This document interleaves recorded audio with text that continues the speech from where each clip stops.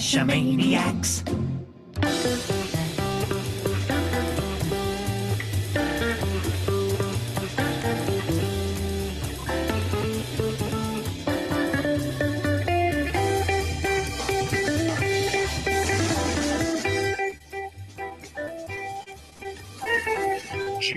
GeoGearHeads. Welcome to GeoGearHeads episode 309, our Randomize LXIII, which is actually 63 for anyone who's keeping track, or even if you're not keeping track, it's still going to be 63. Now, Chris, it's just the two of us. My 309. Ooh. Wait. No, that's not how the song goes. Yes, I totally missed that reference until you just mentioned it. It's a 409, so I got to wait 100 shows before I can use that reference. Yes.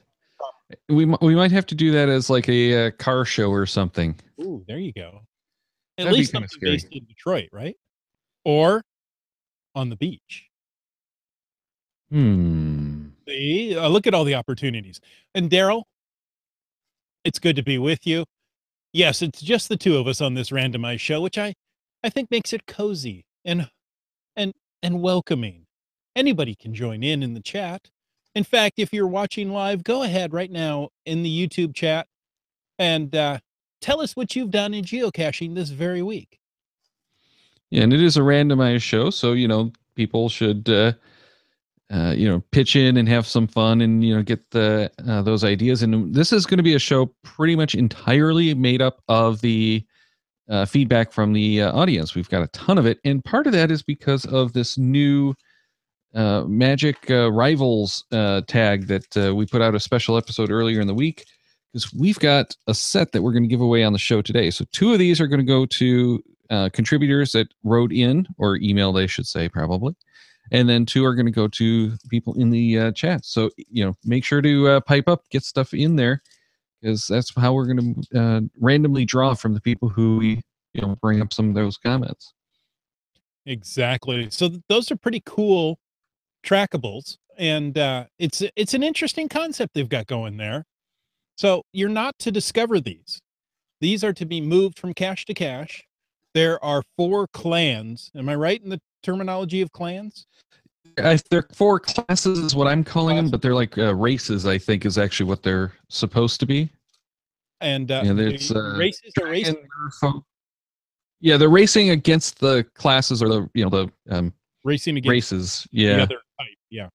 yeah, but it's like dragons, merfolk, Dracula. No, vampires. Sorry, vampires, and I can't remember the 4th one now. Must be elves. Yeah, I don't think it was elves, but it's something like that. Dwarves. Mm. I don't know what I'm talking about. I'm just going to stop now. In any case, so the idea is to move these along the race, or the type with the most miles at the end wins, and that's trackable at geocaching.com. yeah, and the cool thing is, because there's no contest actually associated with it, it's open worldwide, so everyone gets to participate this time, and I love when they do that. Wait. Even Canadians? Even Canadians, although I think they explicitly exempted Land Monkey from this one. I wouldn't doubt it at all. He is persona non grata at HQ and anything related with trackable contests. When you get a little too vocal, it's sometimes not so good if you actually want to participate, right? Well, yeah. So he's got to work it in Canada all by himself without the help of HQ. All right. Well, we've got a bunch of stuff, so let's jump into the first one, which is a nice comment from Smile Makers. Smile Makers made us smile with this comment.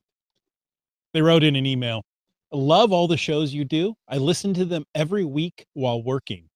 Thanks for taking the time to keep us updated on all the new technology." So thank you, Smile Makers. You know what? This is fun for us. This is something we enjoy doing, and we're glad you're getting a benefit out of it.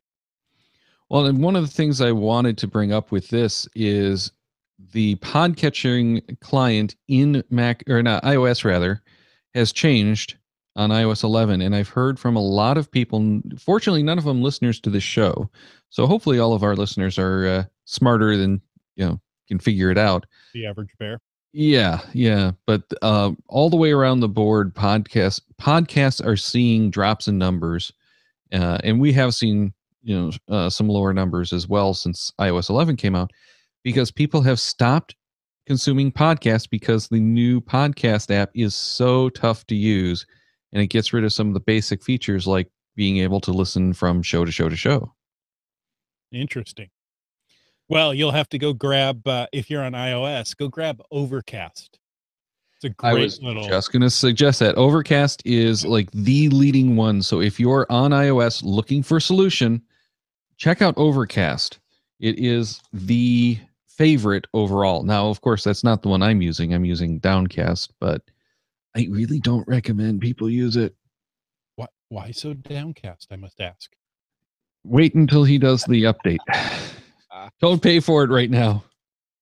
Okay. What are you using on yours right now? Or are you just not listening to podcasts aside from your own?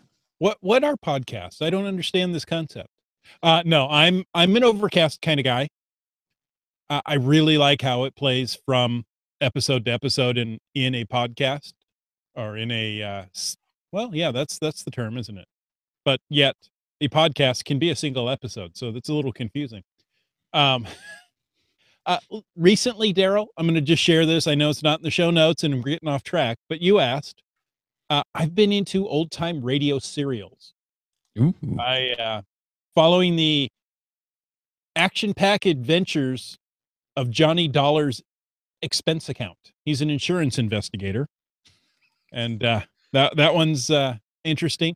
And the other one I'm following is X-1. And again, this is also from the 50s. It's a sci-fi radio show. Both of these last about 20 minutes, and they're both relatively interesting. It's enough to hold my attention. I downloaded all the X-1s probably 8-9 years ago. I was going through all of those. I absolutely loved them. Mm-hmm. Well, it's funny to see those sci-fi concepts being worked out in modern movies, and you're listening to it from the 50s going, they thought of this 60, 70 years ago, and we're just putting it into movies now? Oh, yeah. Yeah. Well, and a lot of that good sci-fi stuff came from that era. Exactly. Oh, and Wet Coaster, Limax, they're both talking, and I'm having problems reading which one's which. But Limax says that he also likes Dimension X, and that's one I've come across, but I don't think I've ever listened to. I think Dimension X, there's a couple of X shows. Dimension X, I think, replaced X-1. Basically, I think they went to a different magazine. X-1 came from the Galaxy magazine. And I think when that closed, they went to Dimension X, which went off a different magazine. Yeah, interesting. So. Well, let's move on, though, because this is not the sci-fi show. This is mostly geocaching. And Team Avidju emailed after episode 304. So this is going back quite a ways. With the rise of AR capabilities on mobile phones, it will be that people will want to incorporate it in the field puzzles. I've asked GCHQ about field puzzles with AR on mobile phones, and they said that it will not be allowed unless you make it available for both Android and iOS, so everyone can find it. It will not be possible for simple tinkerers and DIY hackers to provide this for both of them. Chirp caches can be done on Garmin GNSSR. NFC caches can only be done on Android phones.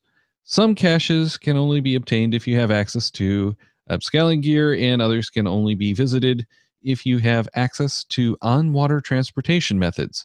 However, it is easy to go with a friend who has a different phone or GNSSR, who has access to a kayak, or who is brave enough to climb for you.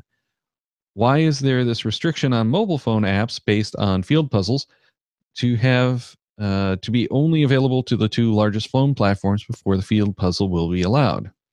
So I did email Rock Chalk and try to get a answer, and his response was, generally HQ provides not to allow geocache listings to steer geocachers toward a single platform because the effect is promotion, often a commercial promotion for that app.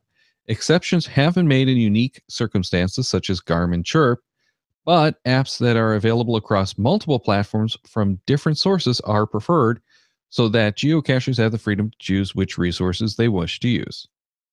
That's true. There are scuba caches, and don't have scuba gear, so I should get Right. them all uh, archived. Well, I think what we're going to see is, especially with this AR stuff right now, it's probably really a little too early to tell what's going on, and they're being a little protective. But it occurred to me as I was reading this, I just read something earlier in the week, and I should have made notes on it for this show. Just my brain has not been functioning apparently. There's someone who's actually working, I think it was Google, on a platform that will use the Android and the iOS AR kits to do development. So you can do it all in one. And it was designed for the more simple stuff. I'm sure it's going to be something a little bit more complicated than developing a Where I Go. But my impression from reading the article is that's kind of what they're going for, is the Where I Go type of builder for full AR stuff. Interesting. So if that's the case, that would be the open platform that he could use to generate, these puzzle caches. There you go. Now you could use something like Ingress or Pokemon Go. They have a platform there that will work across multiple platforms. And that would probably be why geocaching.com doesn't allow for them. Oh, they don't want to send people to those platforms. However, wouldn't it be cool if Where I Go 2.0 comes out and starts actually making use of this stuff? Mm-hmm. Again, I don't see it happening, but Well, it's hard because you've got to have an entire programming staff on hand ready to start programming that, such as Google has for the Ingress platform. So it's not quick and easy. No, but you could conceivably come up with some fairly simple calls. It wouldn't be the really in-depth stuff, but just to even pop up, characters or objects on screen, you could probably do that without a whole lot of programming work, as long as you had something in the background, kind of like what they tried with Where I Go, even though Where I Go is so clunky. Well, if it went pure HTML5, then you wouldn't have to worry about any of it. Yeah, well, Where I Go really needs to be killed and rebooted, in my opinion. I love the concept, but it was an early attempt. It's been ignored for way too long, and it needs so much work that it probably is just a ground up reboot. Well, okay, so you go do something else. You leave Where I Go alone and you start another, where someone else has been. Uh, I don't know what you would call it. Well, they already have the trademarks and everything on Where You Go or Where I Go. Yeah. No, I'm thinking of the other one. But, like Edwin says in the chat, yeah, right. It's been ignored for the last 10 years. Yeah. You're right. All right. So let's move on. Okay. We have an email from LNN Railroad talking about episode 306. That was just 3 weeks ago, in case you can't do the math in your head. We were talking about batteries, and LNN Railroad says mercury was used in alkaline batteries to reduce or prevent leakage in the cells. Without the mercury gas produced in the cell, can cause the case to bulge and possibly leak. In the old days, you would often see a guarantee on battery package that the manufacturer would pay to repair or replace a device if it was damaged by one of their cells leaking. Now that the use of mercury is eliminated in cells, they're much more likely to leak, which is why you no longer see this guarantee. Now, I did ask him for some links, and he didn't have any handy, and I haven't had a chance to Google them. But he also had brought up some other cool points. This is an interesting little fact that I had no clue of, but it does make sense. However, I haven't had cells leak in ages, unless they were the ones that have been in electronics that overheated or someone left them in the let's see, mice are the ones that I had the most problems with, where they never, they don't turn off, and they continue to sit there trying to search in a bag or something, and someone discovers them like 2 or 3 years later. Yeah. So we've just started unpacking some of our Christmas decorations, and we have a number of battery powered candles.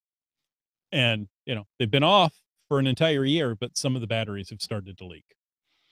Yeah, So and this is a good reminder. when they were put in a year ago, maybe they're 2 years old. Yeah, this is a good reminder that whenever you pack away anything, pull the batteries out. And put them in a separate bag. Correct. Yeah, keep them separate. A lot of the time I'll reuse them in something else. But I also don't like to mix batteries. So if I have a pair of batteries that came out of something, we'll say like the electric candles, the little LED flames, I'll take those and put a piece of masking tape around it, or painter's tape is actually what I generally prefer because it doesn't tend to leave the residue. So I know that that's a pair, because you typically don't want to match or install the batteries that have different levels of drain, because you can actually cause some problems with one battery that's fully charged, we'll say, even though it's not a charge, and one battery that is near its end of life. So you're safest to keep them together. Now, if you have the rechargeables and NIMS, then it's a totally different story anyway. Yeah, I still charge them in pairs. I don't charge them individually, and tend to use them that way. So sure, yeah, no, I'm saying for storage even. I've stored like my strobes with the batteries installed so that if I need them, I can go and grab them really quick. But again, if I'm sure I'm not going to use them for several months, I'll pull them out. Lithium batteries, though, those I just leave in all the time, because their shelf life of 10 years, they tend not to leak. If they do, it's because something catastrophic has happened. Good point. Good point. Hey, we've got more email. This one comes from Shermanator18. We all know Shermanator. Good to hear from you. She's going to be on in a few weeks too. Well, we'll just save this then till she comes on and she can read it in her own voice. No, we better do this now, because the one that we're talking about in a couple of weeks doesn't have anything to do with this. Oh, okay. So I'll read it in her voice. No, I'll read it in my own voice. I got your attention, didn't it, Daryl? You did. Like, what are you going to do? This could be troublesome. Oh, Shermanator18 writes, this year I am organizing a TB race for cachers in my area that will start at our local geocaching holiday party. The goal for the trackables will be get to a specific cache. My question is, now that tb-run.com is less than functional, is there a good way to keep track of how these TBs are doing? Last year I made a Google sheet, but then found myself forgetting to update it for months. Do you know of any way that I could keep track of them automatically after some initial setup? Now, there had been several other TB race websites, none of which that I know of still work. A couple of them go to other companies that have purchased the domains, and one of them, just the server never responded. So I know that one had also gone on hiatus, shall we say. And I had checked into it just to make sure. And yes, at this point, the only one I can find, and please, anyone in the chat, anyone who's listening, watching later, please email us at geogearheads@cacheamaniacs.com and let us know if there's another one that we aren't aware of. But TB-run is the only one still standing that I've been able to find. And the problem is, you do need API access, and as of now, they're not issuing new API keys at Geocaching HQ. So we're not going to get any new ones either. Yeah, that's a shame. Lovely. So she had asked if there was maybe some way to do take emails, put them on a watch list, and process it that way. I figure you might be able to do something with that, but it'd be so much more work than it's worth. Probably, unfortunately, the only real option I have for her at this point is TB run and just hope that it's working. And most of the time, Thing with that. I'm sorry, what was that? Will GSAC do anything? I don't think so, but that's not a bad idea. Again, if anyone has any tips for her at all, please let us know, because at this point, I don't have any. we're kind of out, but the API is kind of what you need, and TB Run is the only one that is currently doing that I know of. It does seem to work most of the time when I go there. The problem that we ran into with our travel bug race had been any premium caches it can't get the coordinates for. So that's a problem. And if you have a lot of premium caches in your area, then of course you're going to have problems with that. But otherwise, I'd say just try to, struggle through it, and hopefully it's not going to be too bad for you. Our next one comes from Tick Magnet, and he emailed excuse me. On the left side of the map, under the different cache types, it says Save to Pocket Query. Has this always been there, or is it a new feature? I just tried adding a bucking horse geoart in Wyoming to a list for next summer's trip. It's pretty cool. And then he wrote back, hey again, no big surprise. Looks like I'm the only one who hasn't been using this. Talked to two friends who use this PQ feature all the time. Oh well, still pretty cool to me. So here's your reminder that feature is there, because I had totally forgotten about it too, but it did get dropped in with one of the map updates years ago. I couldn't tell you when it was, but it is a nice feature that I just never use and really should.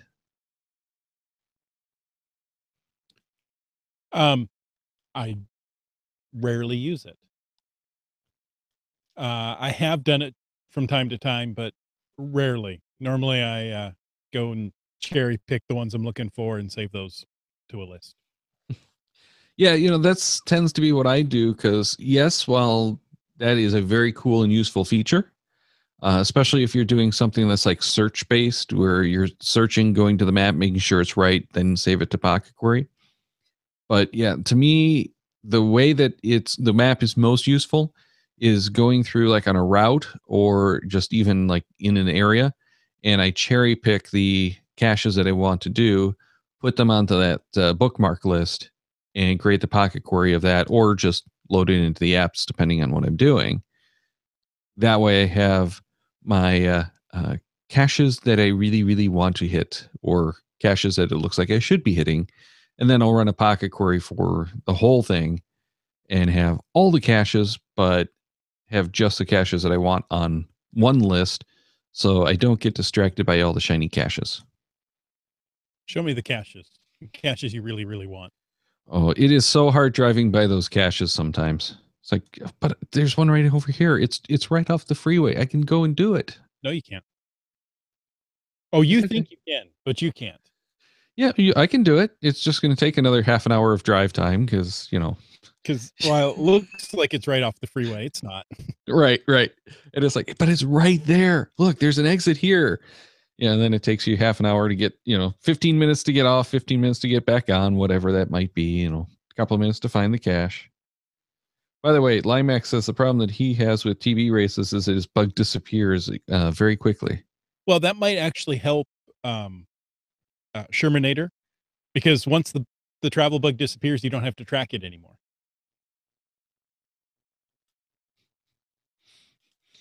By the way, Edwin says I still don't get it. Crickets, Daryl. Well, I'm trying to figure out what I don't get, but anyway, you don't get all the caches. Oh yeah, no, I don't. But the magic tags, I really worry about these magic rival tags going out there and going missing. I dropped one into a local cache, and it has not been picked up yet, even though I had done the Periscope thing. I wonder if it has been picked up and just no one logged it, and it's in someone's collection now. Oh, Daryl, you're such a negative Nelly. I'm sure that's happened, but I'm not voicing it. I think I might have to check while you read the Okay. news from geocaching blog. Breaking news from geocaching.com. From the geocaching blog, attention cache owners, this new dashboard tool is for you. November 21st saw the addition of the owner maintenance tool. The owner maintenance tool displays geocaches in a need-based algorithm that we created to calculate a hidden health score. I think that's interesting. The algorithm is based on a combination of logs and their circumstances. So they they created this algorithm to create a health score for the geocaches, and they never told us. They kept it hidden all this time. Um, so they've used this algorithm to pop the caches up onto the dashboard that need help. The algorithm is based on a combination of logs and circumstances, including DNFs, that's did not find, needs maintenance, needs archive, and caches that have not been found in a long time, along with a difficulty and terrain rating. Now, cache owners can perform the following actions right from the dashboard. They can add the caches to a list. That's a premium feature. And after fixing the problem with the cache, they can log maintenance. So there you go. That's that new tool that geocaching.com has been working very hard on the dashboard. They've made some really good progress. I like where they're going. And adding a cache maintenance tool for owners is a good step forward. Yeah, I definitely like the concept. I just don't know how it's really going to work. Yeah, how many people even go to the website except when they're going to go hide a cache? Most people I know don't use the website anymore. Well, there's that. So, but maybe this is going to drive people more to the website. I think building a good dashboard, a good welcome page is very helpful. Yeah, yeah, and there's a lot of nice stuff that they're starting to do with that new dashboard page, including the events calendar. That really has been so awesome.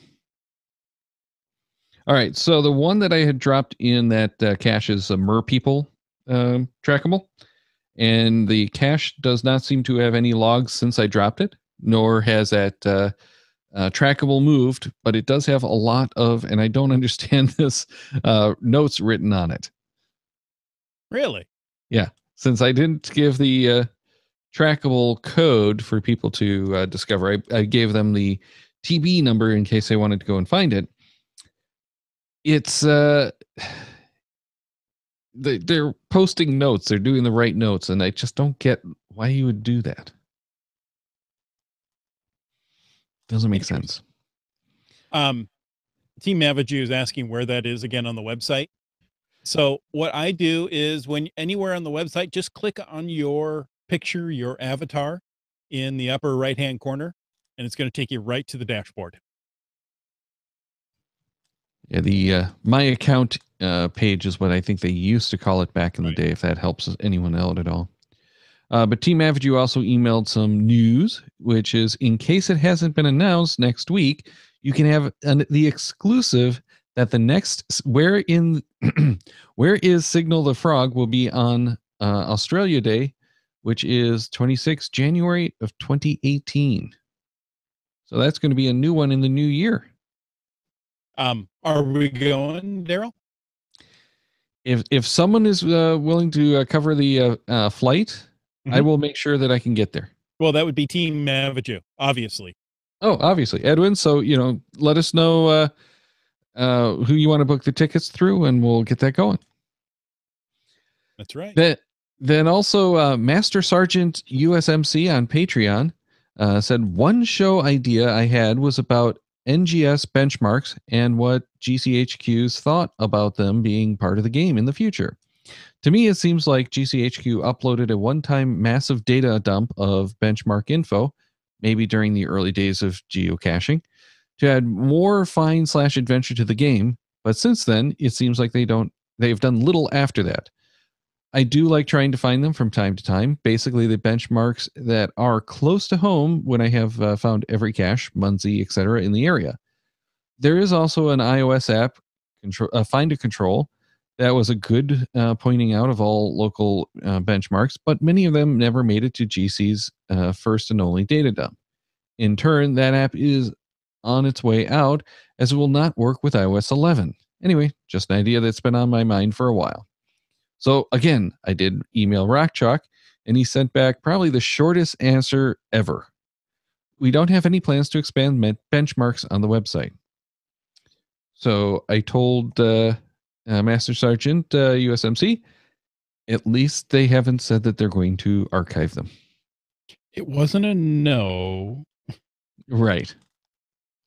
Now, I've thought about this a while too, and you might have some recollection as well. Back when I got started in 2005, I think is when I was, they were much more prevalent than they are now. I remember them showing up in the banners even, and it was part of the stats, and it never counted in the stats, but it was part of the, the nice stats display that they had at the time, which, wasn't anything like we have now. So and the impression that I got then from some of the cachers was it was really put in there more as a way to get people out using the GPS and get some experience with it back when there were only like one or two caches in the area. Right. And since then, they've been kind of diminishing its exposure on the website to the point now where it is pretty hard to find them. And at one point, I remember something about them trying to move it off to waymarking, but waymarking has kind of fizzled. Still exists, but they don't seem to be putting any effort into that one either. No. Yeah, I remember I went out and found a benchmark or two just because it was interesting, and it did count on your geocaching.com finds, the first one.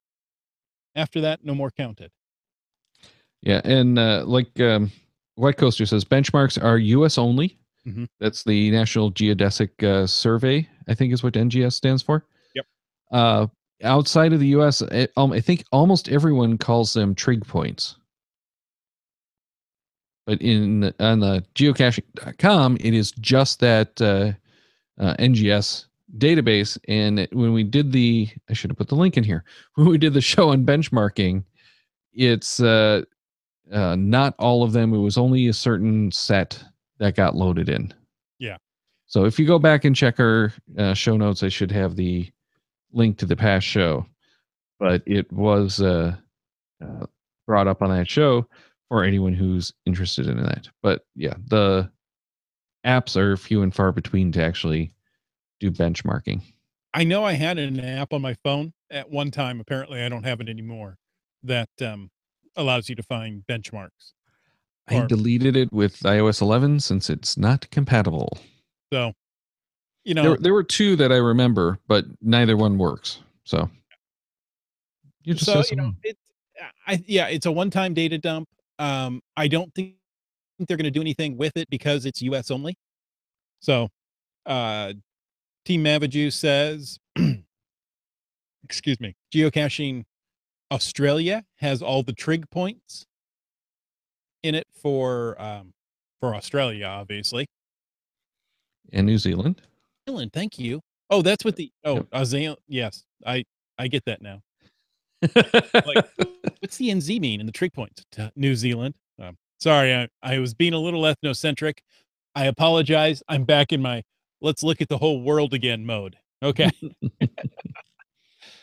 He also mentions trigpointing.uk is a site that supports trig points.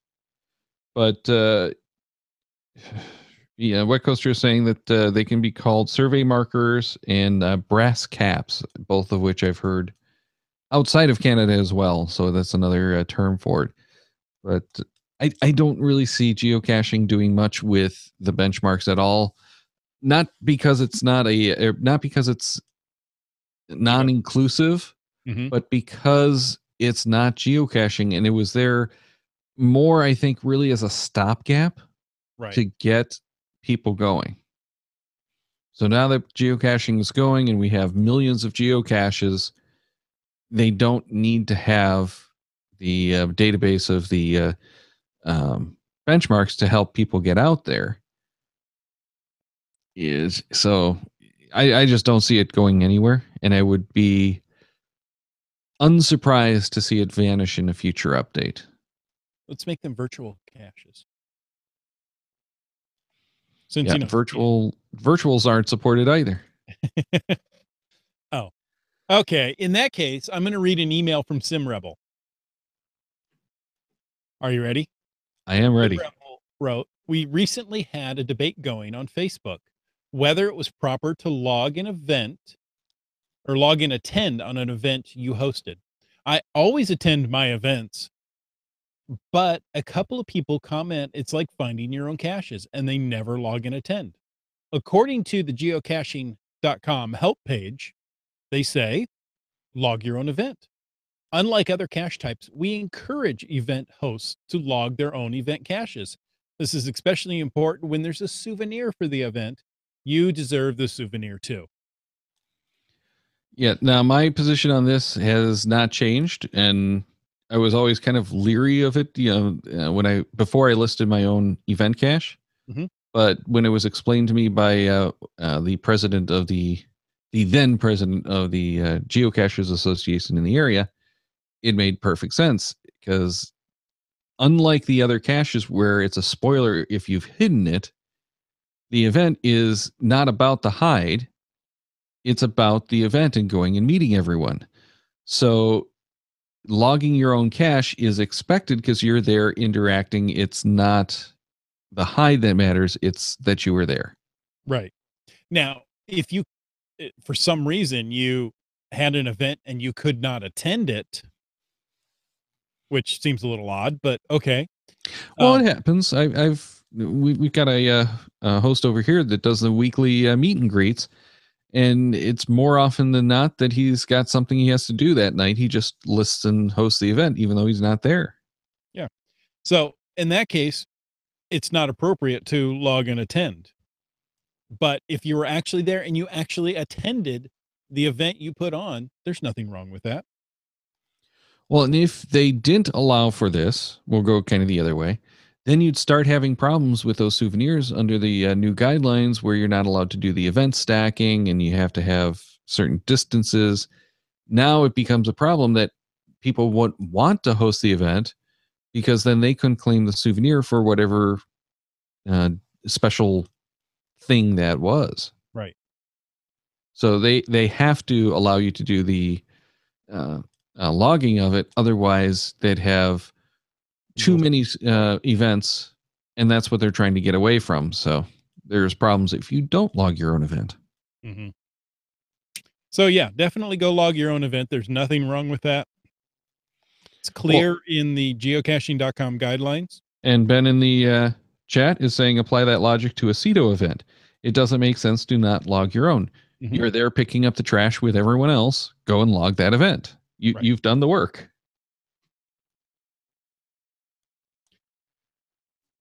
I don't have a problem with that. No. And I used to be the bad cop. Yeah. Yeah, I do understand the confusion there, but it's been so long to me that I don't really understand the argument the other way either. Yeah, this is one that seems cut and dry to me. If you host an event and you're at the event, you log the event. Can you use the word event more times in a sentence? Probably. It will take me a while to try to construct something. Okay. And it would not be a good sentence. Oh. Okay. I don't think we should wait for that. Oh, you know what people have waited long enough for, Daryl? What's that? They've waited long enough to figure out who's going to win the Magic Rivals GeoCoin drawing. They're trackable tags. They're not GeoCoins. Tags. Thank you. Neener. As soon as I said GeoCoin, I knew it was wrong. I was looking for confirmation. Yeah, if they were GeoCoins, they would definitely go missing. No doubt about it. but they're tags. They're printed metal tags, which are nice and everything, but not worth really stealing. All right, so we're going to start Apparently with. not. They're sitting in a cache somewhere. That's what you think. Oh. All right, so I've got the names of the contributors who emailed. I think the first one we ought to give away is the Murph book. Well, I'm not going to pick the individual ones just yet. I'll do that when I'm actually shipping.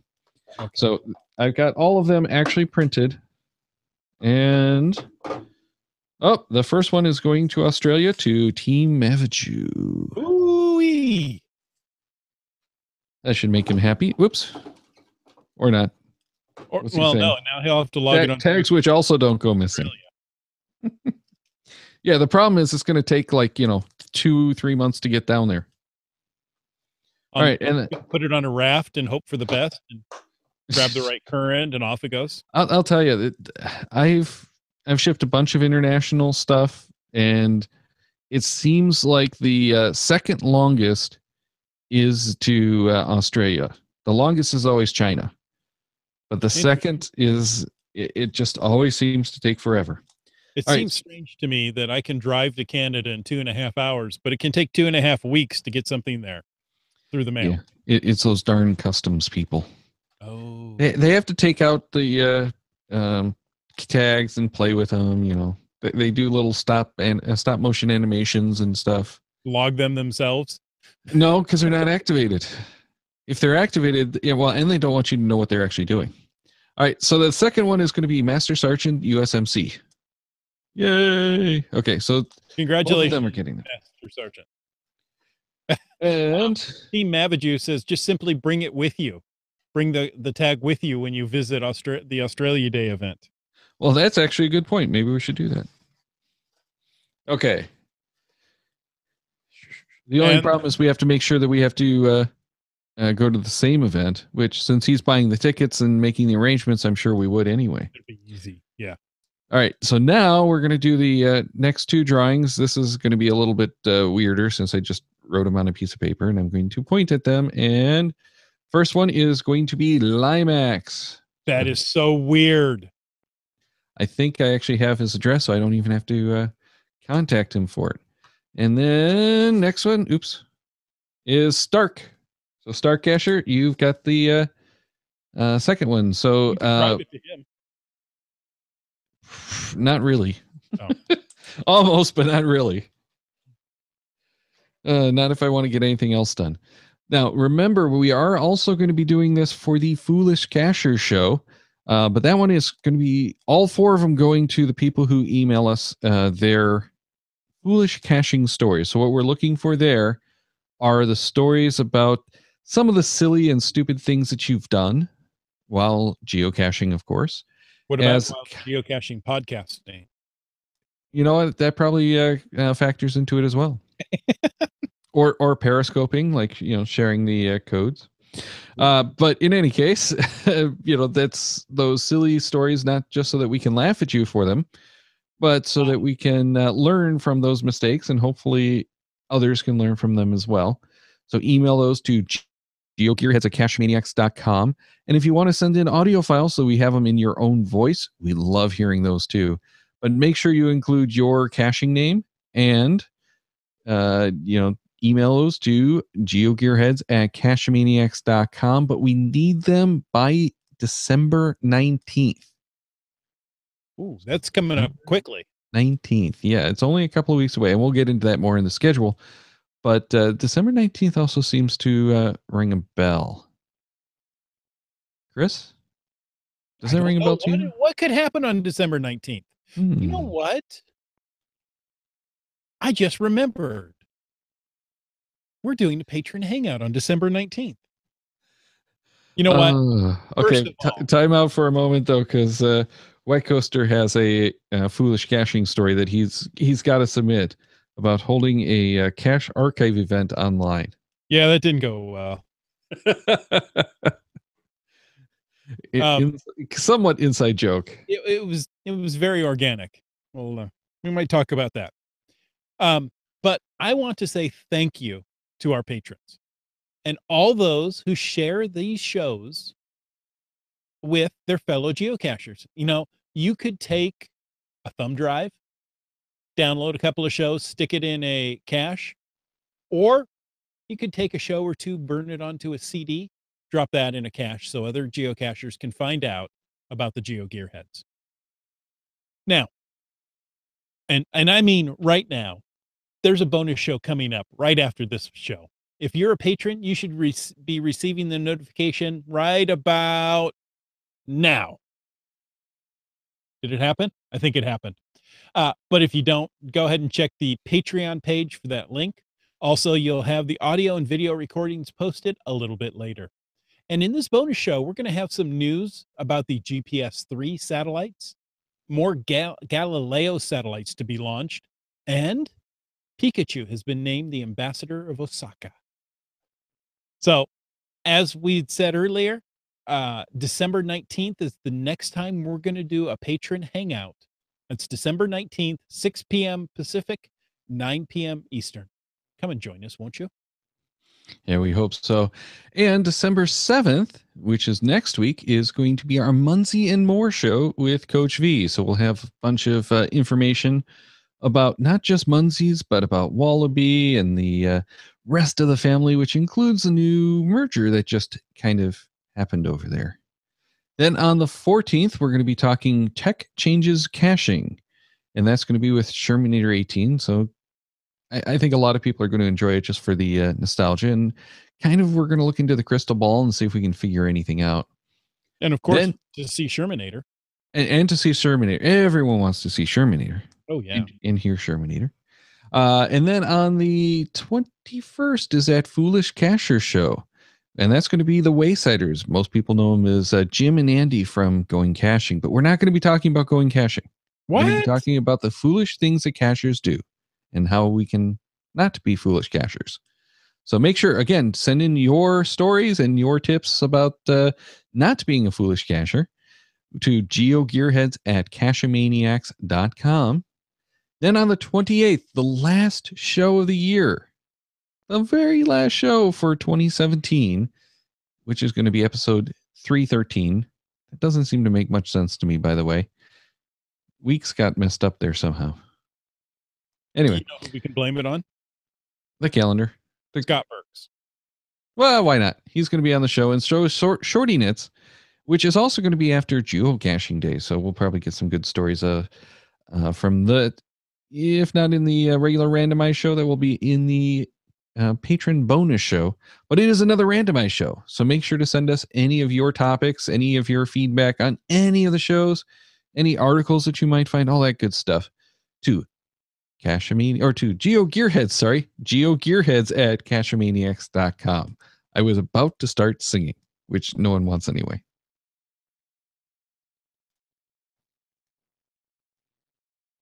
But before you start singing, make sure you check the Cachamaniacs website at cachamaniacs.com for more on the GeoGearHeads, including show notes from this and all of our episodes. We love hearing from our listeners. So leave us feedback by emailing geogearheads@cachamaniacs.com or through the many channels of social media. Your support helps keep the Cachamaniac shows coming. Please consider becoming a patron through the link on our website to support the Cachamaniac shows. GeoGearHeads is produced by Chris Umfenauer and Daryl Wattenberg. The show's copyright 2017 by Daryl Wattenberg. All rights reserved.